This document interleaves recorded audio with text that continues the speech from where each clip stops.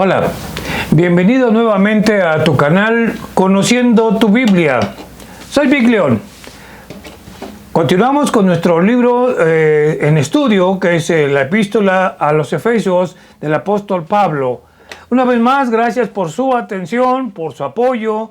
Le pedimos, por favor, que se suscriba a este canal, acciona la campanita para que reciban notificaciones.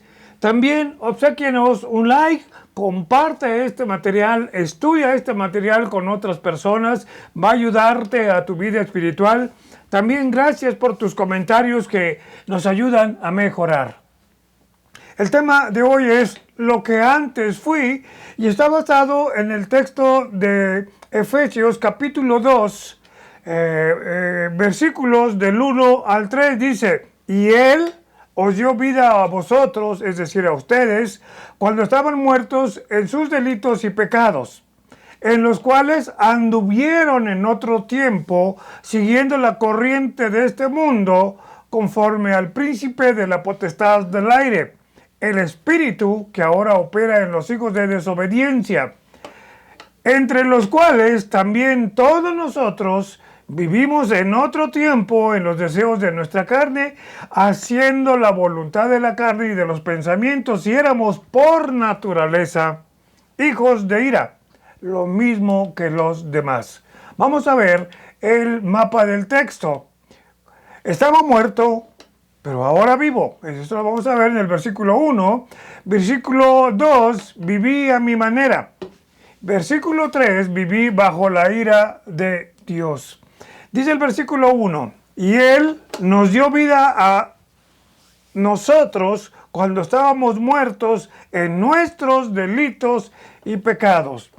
El apóstol Pablo comienza recordando nuestro pasado, haciendo énfasis en la palabra ustedes o vosotros, como aparece aquí, generando con ello una distinción entre un antes y un después de Cristo. Ahora, no se trata aquí de una muerte física, sino de una muerte espiritual a consecuencia de una vida separada de Dios. Antes de conocer y aceptar a Cristo como su Salvador, el hombre vive muerto, vive como una persona muerta.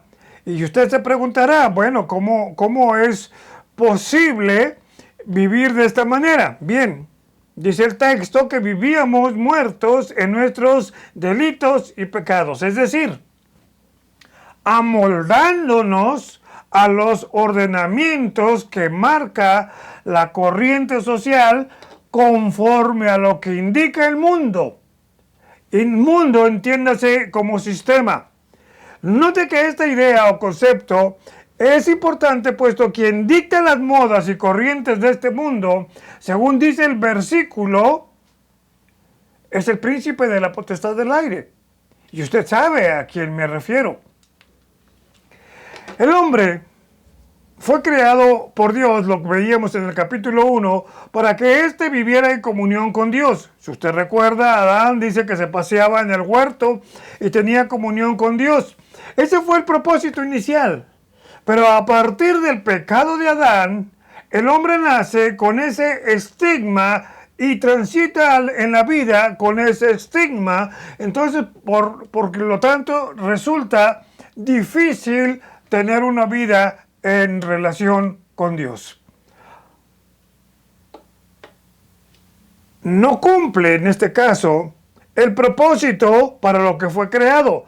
Y no porque su espíritu está separado de Dios. Vive pues en un estado natural. Y me gusta cómo lo dice en la antigua versión 1906, la Reina Valera, que por cierto es una palabra como aparece en el interlineal en griego. Dice, 1 Corintios 2:14, dice, personas andan la vida sin Cristo. Bien. Dice, pero el hombre natural no percibe las cosas que son del espíritu, porque le son locura y no las puede entender, porque se han de discernir espiritualmente. Ahora, aquí viene lo interesante, como les comentaba. Este tipo de persona anda sin Cristo. vives en Cristo, sea de una conducta moral intachable, pero sin Cristo. Puedes ser una persona altamente religiosa, pero sin Cristo. Puedes ser la persona más bondadosa, pero sin Cristo. Altamente altruista, pero sin Cristo. Entonces, como podemos ver, para podernos dar a entender, es como si fuera un zombie, ahora que están de moda las series de zombies. Bien, según la Reina Valera 1909 y el Nuevo Testamento interlineal en griego, la palabra natural que aquí se utiliza en 1 Corintios 2:14 es psíquicos. El Strong, ahí tienen los números del Strong, y nos indica a alguien que se conduce de una manera instintiva o animal. Incluso la Biblia impresa 1909, este texto dice, pero el hombre animal, así lo dice, usted lo puede comprobar. El hombre animal no percibe las cosas que son del espíritu. Por tanto, estar separados de Dios nos constituye en un muerto viviente, y que de no llegar a reconocer a Jesús como nuestro Salvador, es decir, recibir a Cristo como su Salvador, confesar sus pecados, ponerse a cuentas con Dios, con su Señor, esta persona experimentará la muerte segunda, la cual ya vimos en el libro de Apocalipsis, capítulo 20, del 11 al 15. El apóstol Pablo, guiado por el Espíritu Santo, define bien en dónde estábamos. Estábamos en nuestros delitos y pecados. Estábamos muertos, que en griego es necros, que significa cadáver, es decir, muertos vivos. Estábamos nadando, dice, en nuestros delitos, del griego para toma.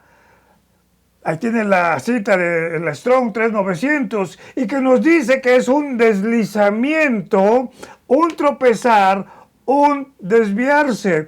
Y habla de una persona que se sale del camino, aquí viene lo interesante, de una manera intencional, que da tumbos, que no hace lo que debe de hacer. Es decir, que vive en su pecado, y pecado del griego amartia, que indica errar en el blanco, que practica el pecado. Tal vez respetable, como hace un momento lo decía, respetable en todo, muy buena persona, una persona altruista, muy moral, pero que ante Dios ha errado en el blanco. ¿Cuál es eso? Que no ha reconocido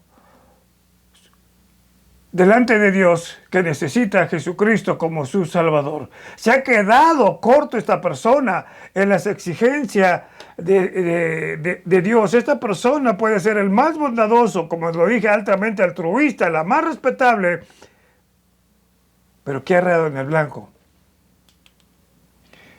Versículo 2. Viví a mi manera. Dice, en los cuales anduviste en otro tiempo, siguiendo la corriente de este mundo, conforme al príncipe de la potestad del aire, es decir, Satanás. El espíritu que ahora opera, ese espíritu demoníaco que ahora opera en los hijos de desobediencia. ¿Quiénes son los hijos de desobediencia? Los que no tienen a Jesucristo como su Salvador, como hace un momento lo decía, una persona muy respetable, una persona muy altruista, una persona muy bondadosa, una persona fiel a su esposo o a su esposa, pero si no tiene a Cristo, es una persona que está en desobediencia. Todo pecador no arrepentido camina en lo que el mundo marca, en las corrientes de este mundo. Y de aquí la palabra mundo es del griego aion, y que indica constancia en ese caminar, como son popularidad, posesiones, egoísmo, sensualidad, filosofías y un largo etcétera. Entonces, es importante señalar que el mundo espiritual tiene acceso a este mundo, por lo que influye en el espíritu del hombre. Sin embargo, aquí viene lo interesante. Aquí viene, esto se pone bueno. Satanás no te empuja a cometer tal o cual pecado. Por supuesto que te tienta, pero no te empuja. Quien lo comete ha sido porque ejerce su voluntad, y el libro de Santiago, capítulo 1, versículo 13 al 15, nos lo describe perfectamente.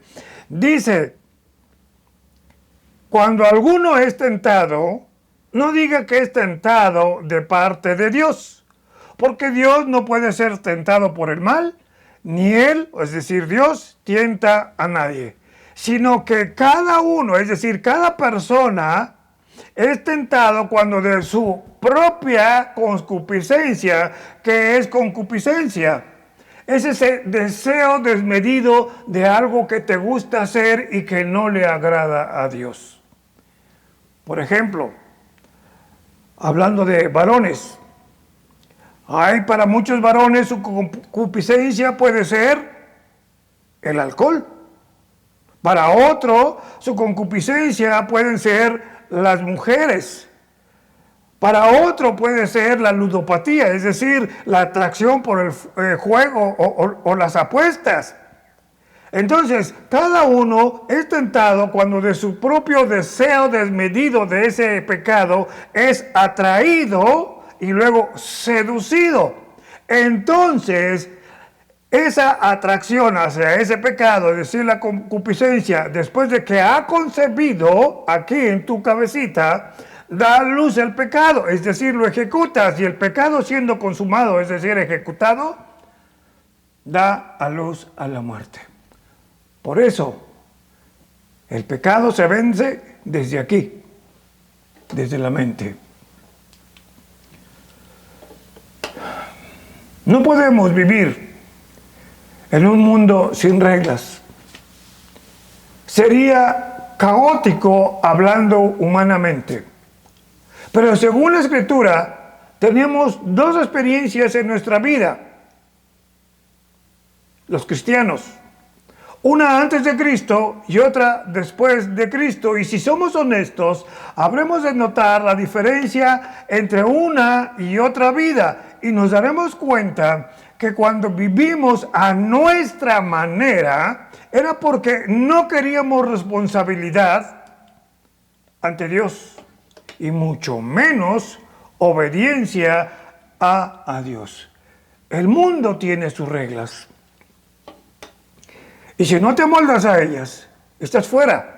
Pero esas reglas no son las mismas que Dios tiene. Y aunque algunas se parecen, por ejemplo, no robar, te lo dice la Escritura y te lo dice el mundo. No matar, no participar en cohecho, te lo dice la Biblia y te lo dice el mundo. Respetar las leyes, te lo dice la Biblia y te lo dice el mundo, la corriente de este mundo, el sistema de este mundo. Ahora, todo eso está también, como lo dije en la Biblia, pero ¿qué tal el no mentir? Te lo dice la Biblia, y el mundo vive de la mentira. La Biblia te dice no adulterar, y hasta en las películas les aplauden. Te dice no fornicar, no tener ídolos, no dar falsos testimonios y otros más, donde el mundo los acepta, pero la Biblia los condena. Y aunque estos no son pecados escandalosos, como sería el asesinato o el tráfico de drogas, el mundo los acepta como parte de una conducta normal.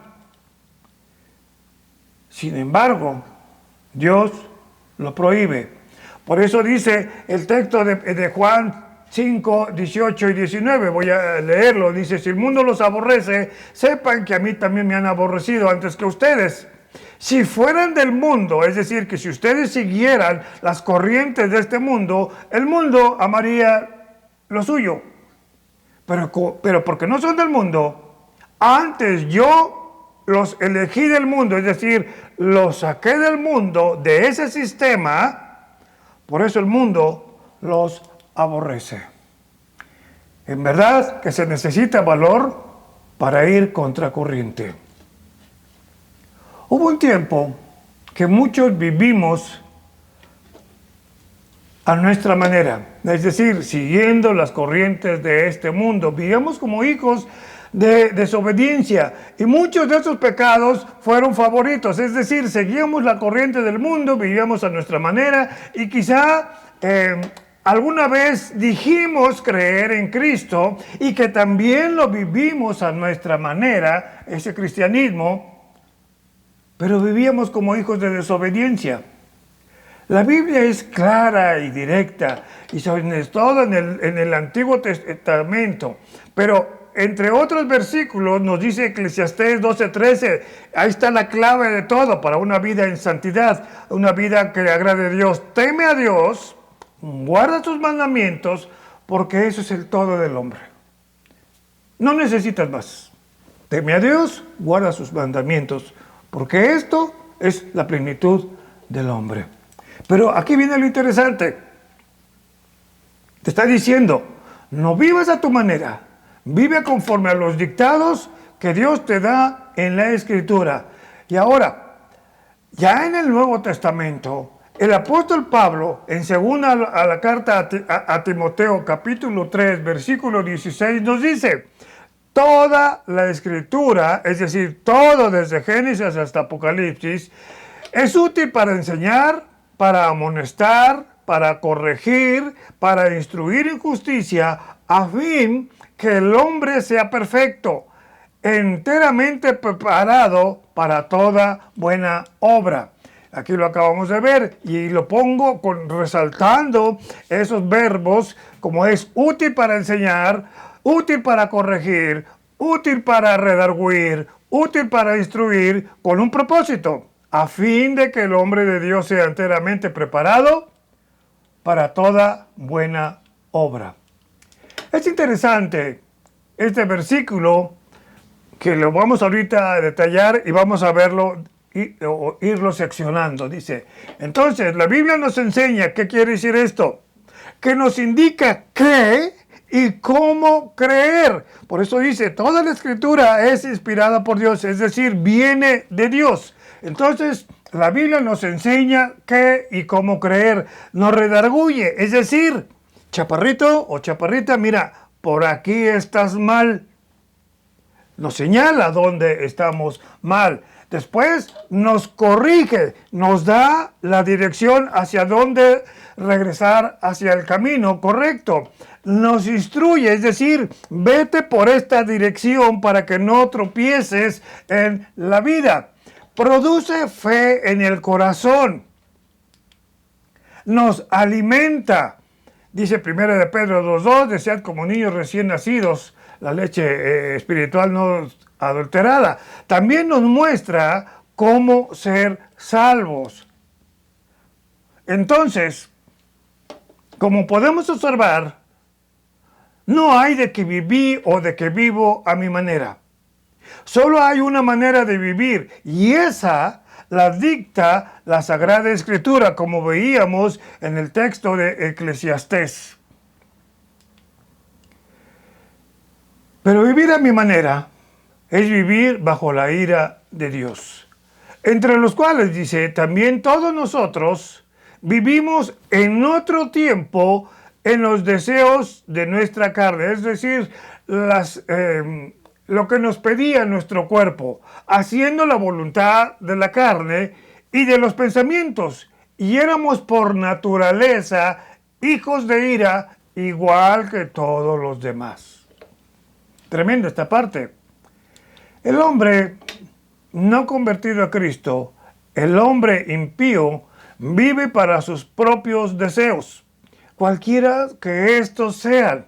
Vive para satisfacer los deseos de su carne y de su mente, es lo que está diciendo el versículo. Y por eso que busca y busca todo lo que puede poseer o lo puede disfrutar y nada le satisface. Dice Romanos 16:18, porque tales personas no sirven a nuestro Señor Jesucristo, sino a sus propios deseos. Es decir, dame, dame y dame. No hay nada que pueda satisfacer esa necesidad. Dice, y con suaves palabras y lisonjas engañan los corazones de los ingenuos. O sea, son personas que se aprovechan de los demás. Esa persona vive centrada en ese yo superlativo. ¿Cuál es ese yo superlativo? Lo voy a ejemplificar con un comercial que por ahí hace muchos años circuló aquí en México, que decía, es un pequeño lujo, pero creo que lo valgo. Ese es el super yo. Tal vez se trate de un individuo de una moral alta, que no busca o practica cosas groseras como el sexo ilícito, adicciones o pornografía. Pero tiene otros afanes que a vista humana parecen aceptables, mas ante Dios toda incredulidad, todo egoísmo, toda falsa creencia está centrada en la satisfacción del hombre y por tanto no proviene de Dios. Y esto a final de cuentas es un acto de desobediencia a Dios mismo. Dice Filipenses 3:19, el fin de los cuales, es decir, de esas personas, por muy lindas, muy humanas, muy aceptables sean, pero están mal ante Dios, el fin de los cuales será perdición, cuyo Dios es el vientre, es decir, que no tienen llenadera, y cuya gloria, es decir, sus triunfos, es su vergüenza. Para Dios no sirve nada. Y que solo piensan en lo terrenal. Como cristianos, debemos obedecer y agradecer la gran oportunidad que Dios nos ha dado por medio de su Hijo, que siendo inmerecedores, tuvo a bien morir por nosotros para darnos una vida plena en Cristo. Vamos al aterrizaje y aplicación de esta pequeña plática acerca de nuestra vida pasada. Sin ser explícito en tu testimonio, reflexiona en lo siguiente.